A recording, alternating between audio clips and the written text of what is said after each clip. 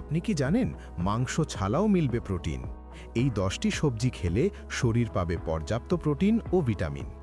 সবুজ মটরশুঁটি 5.4 গ্রাম, পালং শাক 2.9 gram, broccoli 2.8 gram, Brussels sprouts 3.4 gram, kale 4.3 gram protein, মিষ্টি ভুট্টা 3.2 gram protein, mushroom 3.1 gram protein, asparagus 2.2 gram protein, ফুলকপি 1.9 গ্রাম প্রোটিন এবং আর্টিচোক 1.7 গ্রাম প্রোটিন।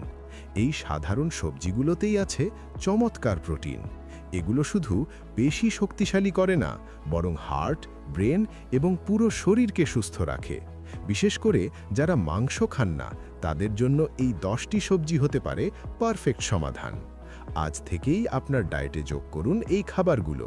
আর এমন স্বাস্থ্য টিপস পেতে এখনই সাবস্ক্রাইব করুন সুস্থ জীবন বাংলা। ধন্যবাদ।